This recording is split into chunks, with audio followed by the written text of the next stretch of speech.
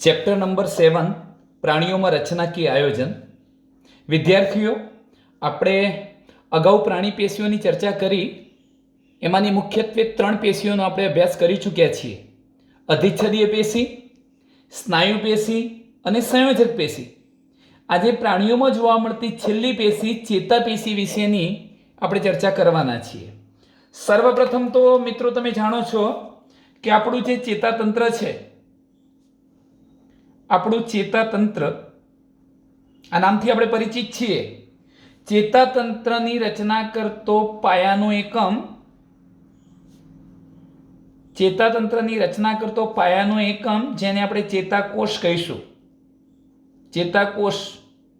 અને આવા ચેતાકોષો ભેગા મળશે, ચેતાકોષો એકત્રિત થઈને, એકઠા મળીને પેશી બનાવે છે. એ પેશીને શું નામ આપીશું? ચેતાપેશી. તો ચેતાપેશી એટલે શું? ચેતાકોષોના સમૂહથી બનતી પેશી ચેતાપેશી કહેવાય.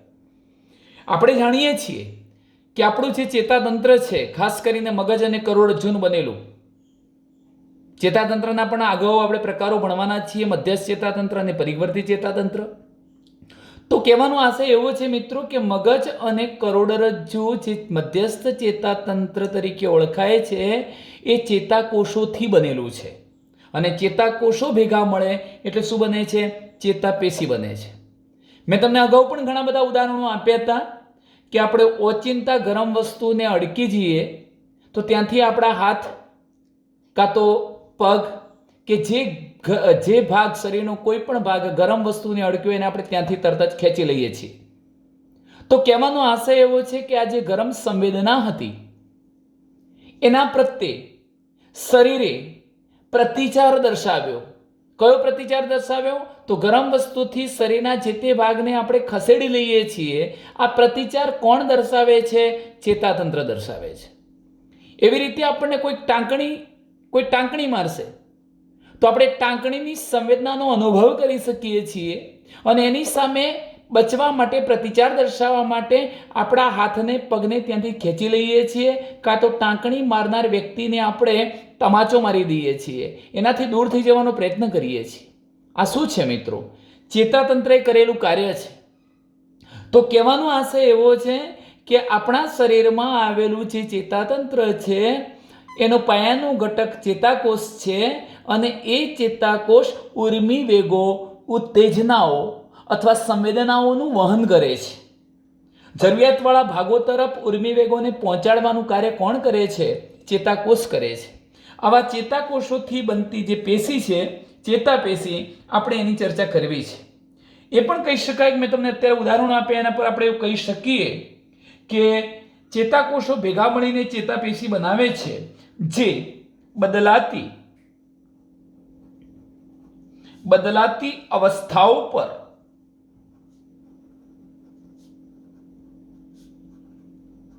નિયંત્રણ કરવા માટે પ્રતિચાર દર્શાવે છે. આપણા માટે બદલાયેલી પરિસ્થિતિ કઈ? તો બદલાયેલી પરિસ્થિતિ ગરમ વસ્તુને અડકતા આપણે દાઝી જવું.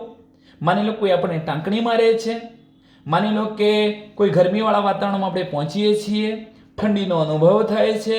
આ બધી જ બદલાતી અવસ્થાઓ પર નિયંત્રણ માટે જે પ્રતિચાર દર્શાવે છે એ કોણ દર્શાવે છે? આપણું ચેતાતંત્ર, ચેતાપેશી, ચેતાકોષો એવું કહી શકાય. તો ટૂંકમાં ચેતાકોષો એ ચેતાતંત્રના એકમ તરીકે વર્તે છે અને આ ચેતાકોષો ઉત્તેજનાશીલ કોષો છે. ચેતાતંત્રની રચના કરતા અથવા ચેતાપેશીની રચના કરતા જે ચેતાકોષો છે એ ચેતાકોષો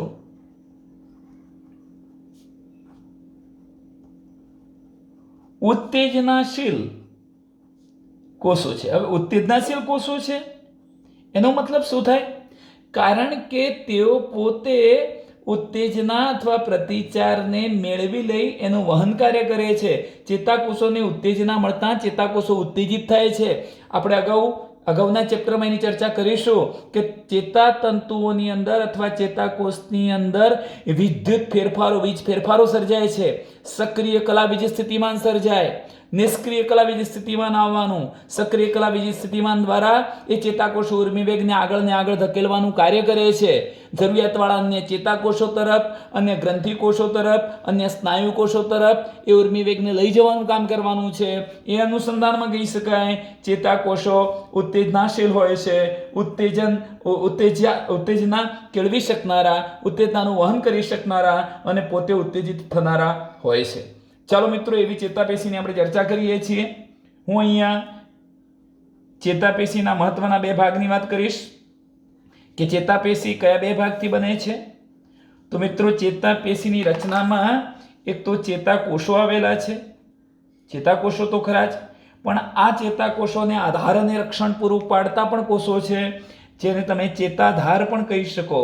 ચેતાકોષોને આધાર પૂરા પાડતા કોષો ચેતાધાર, અથવા એવું નથી કહેવું તો એમને આપણે આધાર કોષો તરીકે પણ ઓળખાવી શકીએ. આધાર કોષો. તો તમે જોઈ શકો છો કે ચેતાપેશીમાં ચેતાકોષો તો છે જ, પણ ચેતાકોષો ઉપરાંત આ ચેતાપેશીનો 50%થી પણ વધુ ભાગ બનાવતા કોષો, જે આ ચેતાકોષોને આધાર અને રક્ષણ આપવાનું કામ કરવાના છે, એમનાથી બનતી રચનાને આપણે શું નામ આપવાના છીએ? ચેતાધાર. ચેતાકોષોને આધાર પૂરું પાડતી રચના, અથવા એને આધાર કોષો પણ કહીશું. પહેલા હું ચેતાકોષની વાત કરું તો મિત્રો, ચેતાકોષો જે છે એની રચનામાં બે પ્રકારના ભાગો હોય છે. એક તો ચેતાકોષની રચનામાં કોષકાય, એનો મુખ્ય વિસ્તાર કોષકાય આવેલું હોય છે, અને કોષકાયમાંથી નીકળતા જે પ્રવર્ધો અથવા તંતુઓ હોય છે. આમ ચેતાકોષ પણ બે રચનાનો બનેલો છે, કોષકાય અને પ્રવર્ધો. હવે મિત્રો, આ જે પ્રવર્ધો છે એ પ્રવર્ધો પણ બે પ્રકારના હોઈ શકે: અક્ષતંતુ અને બીજા છે શિખાતંતુ.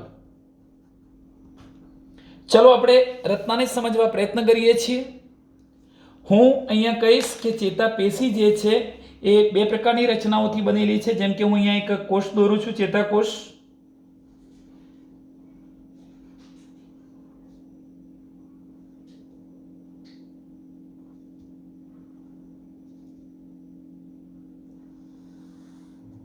આપણે આ પ્રકારની રચનાને બતાવી શકીએ. મેં એક ચેતાકોષ બતાવ્યો છે, હું અહીં લખીશ ચેતાકોષ. સાથે સાથે એ પણ કહી દઉં કે આ એક ચેતાકોષ છે, બીજો, ત્રીજો, ચોથો, પાંચમો, આવા ઘણા બધા ચેતાકોષો ભેગા મળવાના છે અને ચેતાપેશી બનાવવાના છે. તો ચેતાપેશીની રચનામાં ચેતાકોષોનો સમૂહ તો છે જ, પણ આ ચેતાકોષો છૂટાછવાયા હશે. ચેતાકોષોની વચ્ચે જે જગ્યા પડે છે એ જગ્યામાં પૂરણ કાર્ય કરતા કોષો અથવા દરેક ચેતાકોષને આધાર આપતા આવા ટૂંકા પ્રવર્ધોવાળા કેટલાક કોષો પણ હશે. ટૂંકા પ્રવર્ધોયુક્ત આ જે કોષો છે એ ચેતાકોષોને આધાર આપવાનું કામ કરે છે, જેઓને આપણે શું નામ આપીએ છીએ?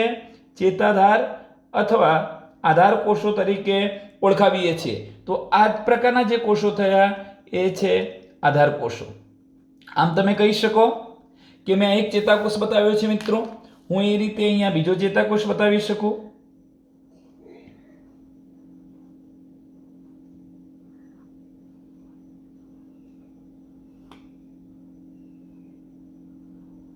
મેં આ પ્રકારે બીજો ચેતાકોષ બતાવ્યો છે.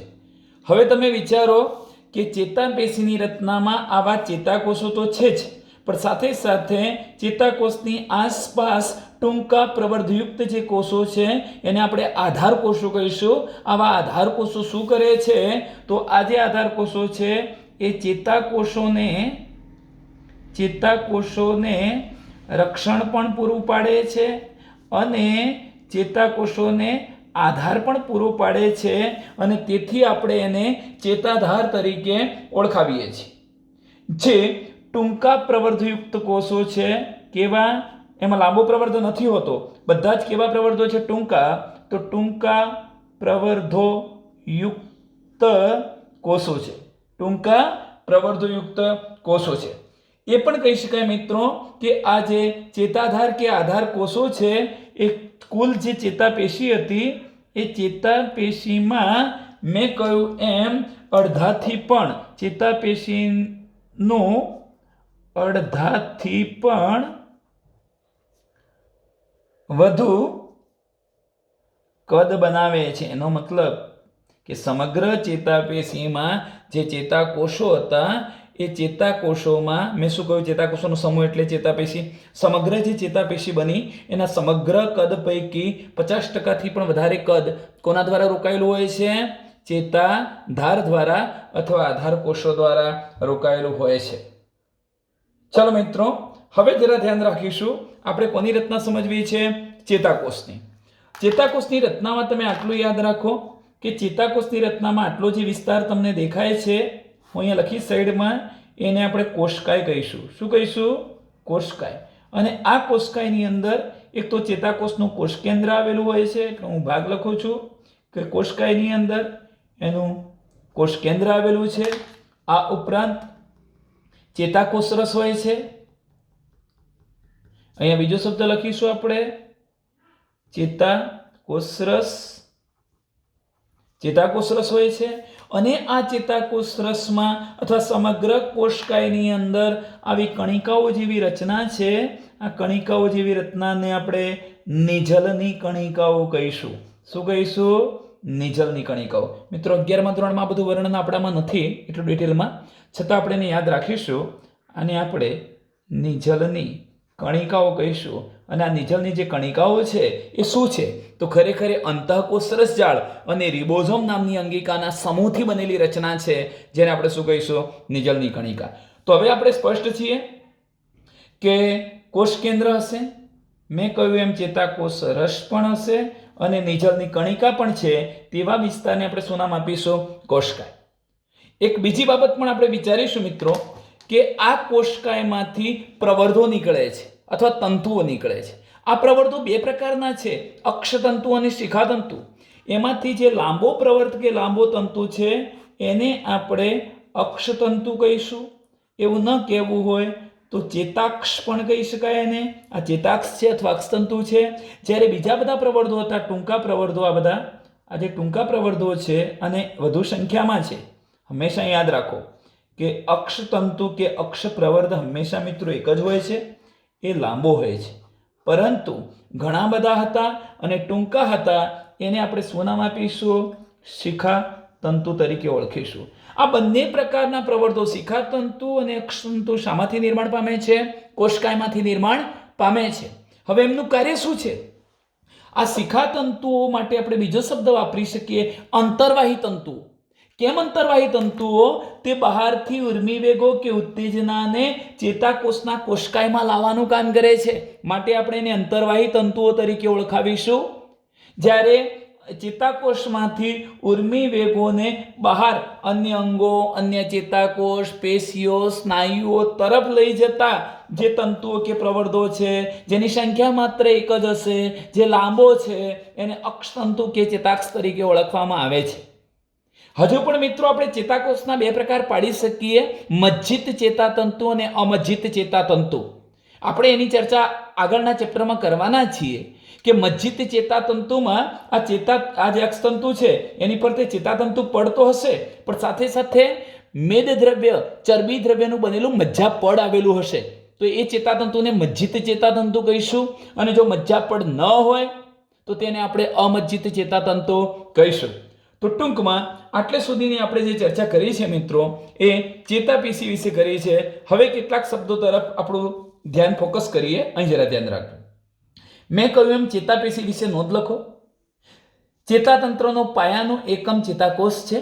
આ ચેતાકોષો એકત્રિત થઈ અને જે પેશી બને છે એને આપણે ચેતાપેશી તરીકે ઓળખાવીએ છીએ. જો કે ચેતાપેશીની રચનામાં ફક્ત ચેતાકોષો જ હોતા નથી, પરંતુ ચેતાકોષોને આધાર આપતા આધાર કોષો હોય છે. આધાર કોષોથી બનતી રચનાને આપણે ચેતાધાર કહીશું. આ જે આધાર કોષો છે ટૂંકા પ્રવર્ધોવાળા કોષો છે, જે ચેતાકોષોને રક્ષણ અને આધાર આપવાનું કામ કરે છે અને સમગ્ર ચેતાપેશીનું અડધાથી પણ વધુ કદ રોકે છે. ત્યાર પછી મેં ચર્ચા કરી કે આ જે ચેતાકોષ છે એ શું કરે છે? તો ચેતાકોષો એકત્રિત થઈને ચેતાપેશી બનાવે છે. આ જે ચેતાપેશી બનવાની એ બદલાતી અવસ્થાઓ પર નિયંત્રણ માટે પ્રતિચાર દર્શાવે છે. ચેતાપેશીની રચના કરતો દરેકે દરેક ચેતાકોષ ઉત્તેજનાશીલ હોય છે, ઉત્તેજિત થઈ શકે છે, ઉર્મિવેગને ગ્રહણ કરી શકે છે. એ પરિણામે ઉત્તેજિત થવાનો અને ઉત્તેજિત થયેલો ચેતાકોષ ઉર્મિ વેગોને આગળ મોકલે છે અન્ય ચેતાકોષમાં, કાં તો અન્ય સ્નાયુઓ તરફ, કાં તો અન્ય ગ્રંથિઓ તરફ મોકલવાનું કામ કરે છે અને એ રીતે એ બદલાતી અવસ્થાઓ પર નિયંત્રણ માટે પ્રતિચાર દર્શાવવાનું કાર્ય કરે છે. આટલે સુધીની ચર્ચા આપણે જોઈએ મિત્રો. હવે જ્યારે એક ચેતાકોષ અનુકૂળ રીતે ઉત્તેજિત થાય છે, આ ચેતાકોષ ધારો કે અહીંથી ઉર્મિ વેગો આવ્યા, ઉત્તેજના આવી, એટલે આ ચેતાકોષ કેવો થઈ ગયો? ઉત્તેજિત થઈ ગયો. હવે આ ઉત્તેજિત થાય છે ત્યારે એ વિભિન્ન વીજ પરિવર્તન ઉત્પન્ન કરે છે. એટલે હું અહીંયા એક શબ્દ લખીશ, ઉત્તેજિત ચેતાતંતુ અથવા ચેતાકોષ. ઉત્તેજિત ચેતાતંતુ અથવા ચેતાકોષ શું કરે છે? તો એ જ્યારે અનુકૂળ રીતે ઉત્તેજિત થાય છે ત્યારે એમાં વિભિન્ન વીજ પરિવર્તન ઉત્પન્ન કરે છે.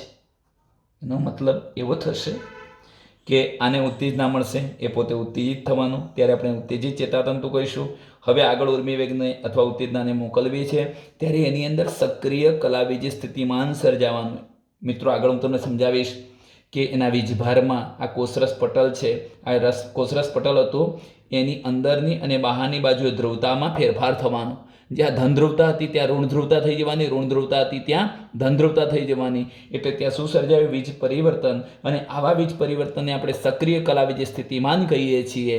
એ સક્રિય કલાવીજ સ્થિતિમાન ઉર્મિવેગ આગળને, એના દ્વારા ઉર્મિવેગ આગળને આગળ જવાનો છે.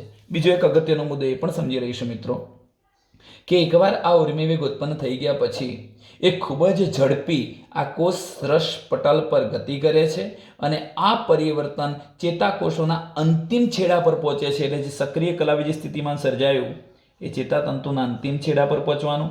અંતિમ છેડા પર આવા શાખિત પ્રવર્ધો હશે, ચેતાંતો પણ આપણે એને કહી શકીએ, યાદ રાખો.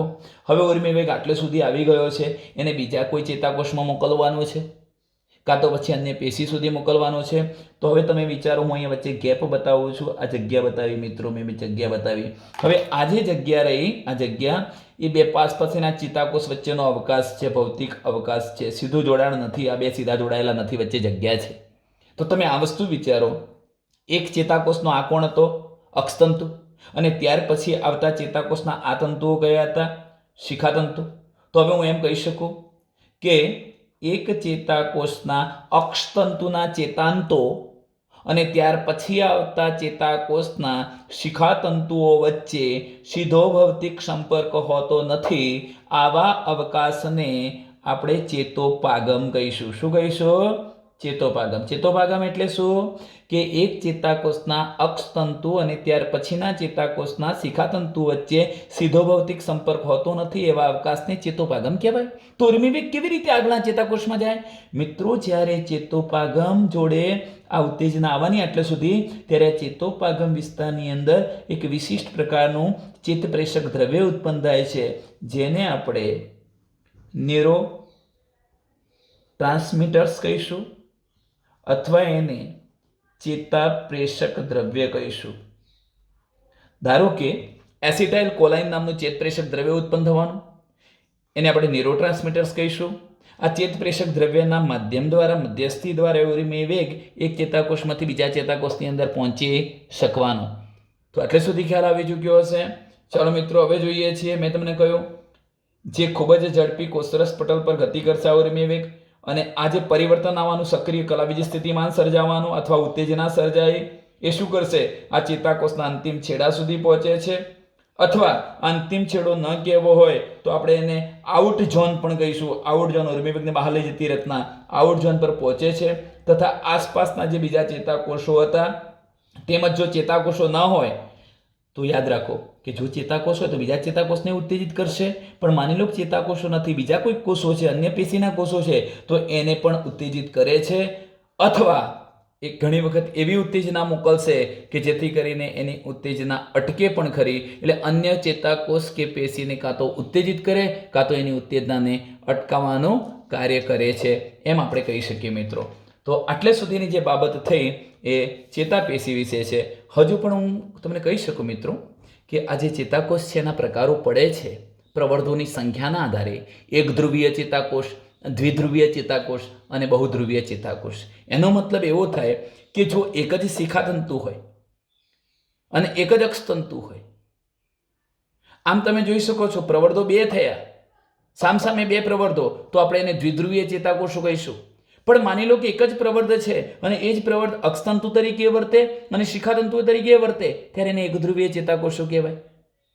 અને બહુધ્રુવીય એટલે શું? કે જેમાં અનેક શિખાતંતુઓ હોય અને એક જ અક્ષતંતુ હોય. ટૂંકમાં આ દોર્યો છે એ શું કહી શકાય? બહુધ્રુવીય ચેતાકોષ કહી શકાય. તો મિત્રો, આટલે સુધીની જે રચના થઈ એ આપણે ચેતાપીશ વિશેની રચના કરી છે. હવે આપણે જે ચર્ચા કરવી છે એ અંગો અને અંગતંત્રો વિશેની આપણે માહિતી મેળવવી છે મિત્રો. તો હવે પછીના ટોપિકની આપણે ચર્ચા કરીએ છીએ. એ ટોપિકનું નામ છે અંગો અને અંગતંત્રો. ચલો, બીજા નંબરનો ટોપિક લખું છું અહીંયા, અંગો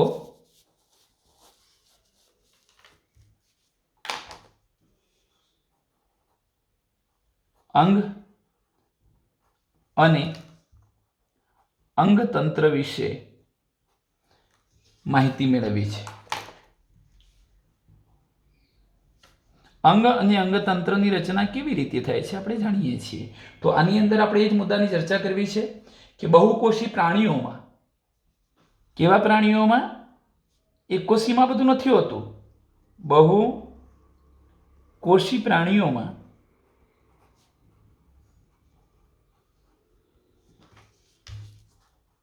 પેશીઓ, મૂળભૂત પેશીઓ આગળ આપણે જોઈ ગયા હતા.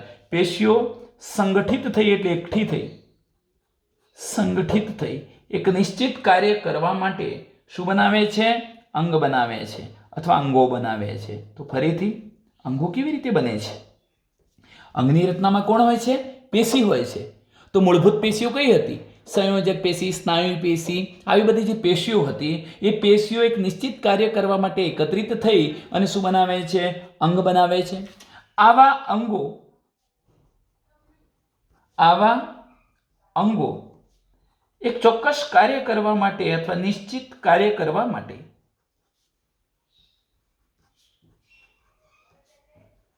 એકત્રિત થઈને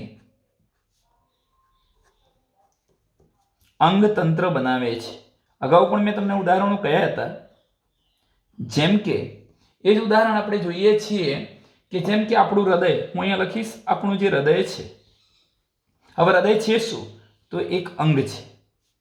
હવે જો આ એક અંગ હોય તો અંગ શાનું બનેલું હતું? પેશીઓનું, જુદી જુદી પેશીઓનું. તો જરા ધ્યાન રાખો કે આપણું હૃદય જે છે એ કેવી પેશીઓનું બનેલું છે? તો હૃદય ચારેય પ્રકારની પેશીઓથી બનેલું છે. હૃદયની રચનામાં, હૃદય જેવા અંગની રચનામાં ચારેય પ્રકારની પેશી છે. કઈ કઈ ચાર પ્રકારની પેશી છે? તો અધિચ્છદીય પેશી પણ છે હૃદયની રચનામાં, અધિચ્છદ પેશી છે, સંયોજક પેશી છે, સ્નાયુ પેશી છે, જેમ કે હૃદય સ્નાયુ પેશી આપણે કહેતા હતા, અને ત્યાં ચેતા પેશી પણ છે. કહેવાનું હશે આવી મૂળભૂત પેશીઓ ભેગી થાય છે એટલે કોણ બને છે? અંગ બને છે. એ જ રીતે તમે જુઓ કે આવા અંગો નિશ્ચિત કાર્ય કરવા માટે એકત્રિત થઈ અને અંગતંત્ર બનાવે છે. જેમ કે હું ઉદાહરણ આપું તમને કે પાચન તંત્ર, એને નિશ્ચિત કાર્ય કયું કરવું છે? પાચનનું કાર્ય કરવું છે. પાચનનું કાર્ય કરવા માટે શું થયું હશે? જુદા જુદા પ્રકારના અંગો ભેગા મળીને પાચન તંત્ર બનાવે છે. જેમ કે આપણે જાણીએ છીએ કે આપણું મુખ છે અથવા મુખદ્વાર છે, કંઠનળી, અન્નનળી, જઠર, નાનું આંતરડું, એ રીતે મોટું આંતરડું,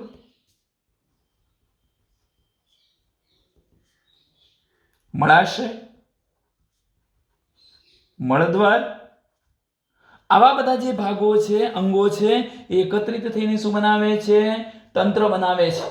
એવી રીતે આપણે કોઈ પણ રુધિરાભિસરણ તંત્રની વાત કરી શકીએ, અન્ય તંત્રોની વાત કરી શકીએ. તો ટૂંકમાં નિશ્ચિત પ્રકારની પેશીઓ ભેગી થઈ અંગ બનાવશે. નિશ્ચિત કાર્ય કરવા માટે અંગો ભેગા મળી શું બનાવે છે? અંગતંત્ર બનાવે છે. શરીરના પ્રત્યેક અંગ કે એકથી વધુ પ્રકારની પેશીઓ વડે બનેલ છે એવું મેં તમને કહી દીધું છે.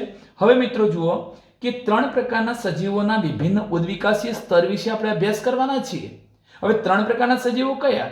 તો અળસિયું, વંદો અને દેડકો. પણ આ વર્ષ પૂરતું આપણે વંદાને આપણા સિલેબસમાં નથી લેતા, એટલે પૃષ્ઠવંશી પ્રાણીઓનું પ્રતિનિધિત્વ કરે એવા અળસિયા અને દેડકાની આ ચેપ્ટરની અંદર આપણે ચર્ચા કરવાની છે.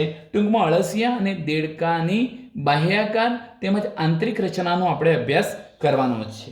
તો મિત્રો નેક્સ્ટ ટાઈમ આપણે અળસિયા વિશે ચર્ચા કરીશું. અસ્તુ.